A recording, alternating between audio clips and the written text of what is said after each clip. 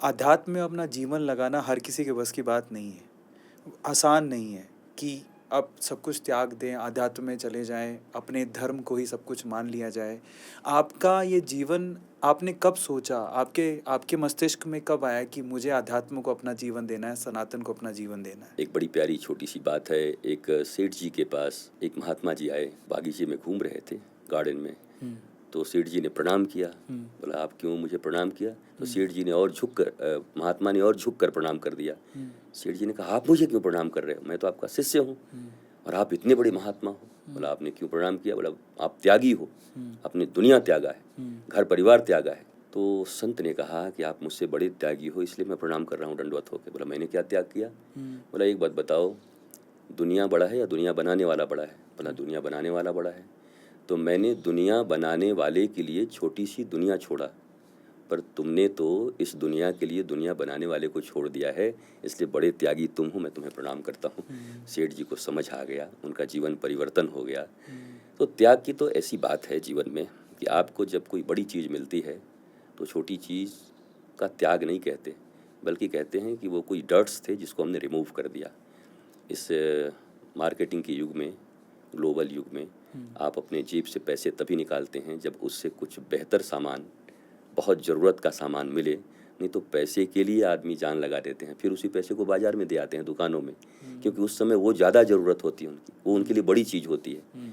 तो मुझे ऐसा लगता है कि सनातन संस्कृति और सनातन सभ्यता और सनातन धर्म जो मौलिक रूप से मुझे मिला हुआ है, मेरे ईश्वर, मेरे गुरु और मेरे माता पिता की कृपा है, और जो मुझे इतना आनंदित रखती है बचपन से ही बहुत आनंदित रखती है। इस बात का मैं प्रचार कर सकूं, लोगों को बता सकूं कि भाई बहुत सहजता है जीवन में आनंदित रहना, बल्कि स्ट्रेस लाने के लिए मेहनत करना पड़ता है। हाँ, बहुत परिश्रम करने पड़ते हैं आपको स्ट्रेस लाने के लिए। स्ट्रेस फ्री होने के लिए कोई परिश्रम नहीं करना पड़ता। स्पॉन्टेनियस, अगर आप इस युग में जी रहे हैं, कुछ नॉट्स जो आपके जीवन में हैं, गिरे हैं, उसको खोलने के सूत्र होते हैं। आपने स्वामी विवेकानंद का नाम लिया। स्वामी विवेकानंद अच्छे ग्रेजुएट हैं, उनके पिता बहुत बड़े लॉयर थे और उनके गुरुजी 5वीं क्लास फेल थे, ठाकुर रामकृष्ण परमहंस जी। एकेडमिक क्वालिफिकेशन उनका 5वीं क्लास भी नहीं अच्छे से किया, परंतु उन्होंने जब उस बैचलर विवेकानंद को, नरेंद्रनाथ को अपनी प्रज्ञा दी, छुआ, विवेक दिए, तो वही शिकागो में जाकर भारतीय धर्म की ध्वजा को पूरी दुनिया के मस्तक पे लहरा कर आ गए। और वो फील किए कि मेरे साथ मेरे गुरु मेरे पीछे खड़े हैं, मेरे मस्तक पर हाथ देकर खड़े हैं। तो एकेडमिक क्वालिफिकेशन कितना है डजंट मैटर, पढ़े हैं बड़ी अच्छी बात है, क्योंकि सिर्फ अक्षर पहचानने के बराबर है। और मैकोले की शिक्षा के बाद तो बिगाड़ती ही है, बनाती कम है ये शिक्षा। मैं ठीक ठीक कहता हूँ, भले ही लोगों को लगे तो क्या आप शिक्षा के विरुद्ध हैं? नहीं, मैं लिटरेसी के पक्ष में हूँ, बट एजुकेशन की ज़रूरत है। आप लोगों ने लिटरेसी को ही एजुकेशन मान लिया है। There are big difference between literacy and education. हम लिटरेट होने को ही एजुकेटेड होना मान लेते हैं, धार्मिक होना मान लेते हैं। जैसे समाज में आपने कभी सुना होगा एक बात, ये बहुत बड़े आदमी हैं। मुझसे भी मेरे लोग हमेशा गुरुदेव ये बहुत बड़े आदमी हैं। मैं पूछता हूँ इन विच सेंस? आप बता दो। अगर ये अच्छे कलाकार होंगे तो बोलो बहुत अच्छे कलाकार हैं।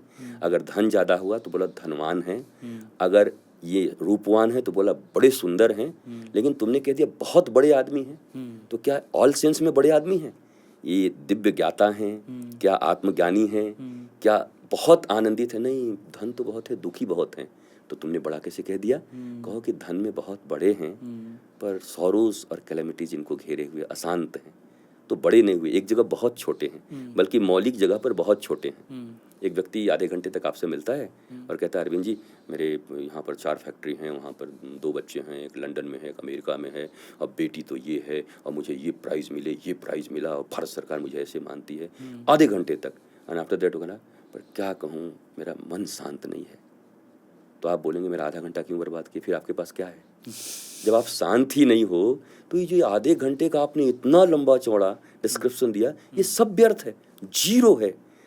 शांति की कीमत पर किसी चीज को नहीं बेचा जा सकता या खरीदा जा सकता। शांति बेचकर मैं कुछ खरीदने को राजी नहीं हूँ। लव बेचकर मैं कुछ खरीदने को राजी नहीं हूँ। ब्लिसफुलनेस, आनंद बेचकर मैं कुछ खरीदने को राजी नहीं हूँ। और ब्लिसफुलनेस का नाम है सच्चिदानंद। श्री राम, श्री कृष्ण अर्थात राम बेचकर मैं साधारण दुनिया खरीदने को राजी नहीं हूँ, बल्कि ये दुनिया बेचकर मैं राम खरीदने को, आराम खरीदने को राजी हूँ। यही जीवन का मूल मंत्र होना चाहिए। मैं बचपन से अच्छा ही था। माँ मेरी बहुत धार्मिक रहीं और रिचुअल्स बहुत मानती, और पिताजी हमारे विज्ञान के प्रोफेसर, तो दोनों में थोड़ा अलगाव ऐसा रहता था विचारों का। एक कहाँ परम विज्ञान और एक एकदम रिचुअल्स को मानती थी। तो मैं दोनों को रीड करता था बचपन से। हमको तो बहुत बढ़िया मिला, दोनों ही एक ही घर में मिल गए, साइंटिस्ट भी मिल गए और हमको बहुत रिचुअल्स, हमारी धार्मिक माँ भी मिल गई। फिर मैं देखता था दोनों को कि कहीं पर वो कहाँ पर गड़बड़ हो रही हैं, ये कहाँ पर गड़बड़ हो रही हैं। ये रिचुअल्स मानती तो फिर साइंस को बिल्कुल इग्नोर कर देती हैं। वो साइंस मान के तो धर्म को कुछ मान ही नहीं रहे हैं, समझ ही नहीं रहे हैं। फिर मैंने मध्यस्थता की अपने छोटे से जीवन में दोनों के बीच में। हम कि आप दोनों इतने अच्छे हो, थोड़ा थोड़ा एक दूसरे को अपना दे दो ना, थोड़ा आप रिचुअल्स हो जाओ। और रिचुअल्स, ऐसे रिचुअल्स जिसके पीछे विज्ञान हो। हमारे बहुत सारे रिचुअल्स के पीछे विज्ञान है। मैं एक पुस्तक लिख रहा हूँ, साइंस बिहाइंड रिचुअल्स, रिचुअल्स के पीछे विज्ञान क्या है। तो वो दोनों चीज़ अब उन दोनों ने फिर बातचीत किया। फिर मैं आपको बड़ी प्रेम से कहता हूँ, दोनों में बड़ा प्रेम हो गया। कहते अरे ये तो प्रेम करा दिया, बच्चा ही आकर के हम दोनों के बीच में। दोनों समझने लगे। पिताजी भी धर्म की तरफ उन्मुख हुए और माता भी विज्ञान की तरफ उन्मुख हुई। हमारा ये जो हेजिटेशन है, या मैं कह सकता हूँ एक कट्टरता है कि जो साइंस में है बच्चे, मतलब आई नो साइंस, मैं रिलीजन नहीं मानता। उसको ऐसा लगता है जैसे रिलीजियस होना बहुत पुराना होना, पुराने ख्यालात का होना है। जबकि स्पिरिचुअलिटी से मॉडर्निटी इस दुनिया में कुछ नहीं है। मॉडर्न अगर कोई है तो स्पिरिचुअल है। स्पिरिचुअल होने का अर्थ है जो बेफिक्र है, आनंदित है, मस्ती में है, तो उससे मॉडर्न और कौन होगा। उससे ज़्यादा मॉडर्निटी आपको कहाँ मिलेगी। ऐसा मॉडर्न बनने से क्या फ़ायदा कि इतने ज़्यादा स्ट्रेस माथे पे लेके घूमते रहो। तो मुझे ऐसा लगता है कि बचपन से मेरी माँ की शिक्षा, माँ की लर्निंग, माँ ने जो मुझे दूध पिलाए होंगे उसमें भी संस्कार होगा, पक्का संस्कार था, तभी मैं यहाँ हूँ। पिता का विज्ञान की तरफ झुकाव और मुझे विज्ञान का ज्ञान देना, और दोनों ने बहुत अच्छे से लालन पालन किया। फिर हमारे गुरु की कृपा हमारे ऊपर, गुरुदेव ने हमारे ऊपर बहुत कृपा की।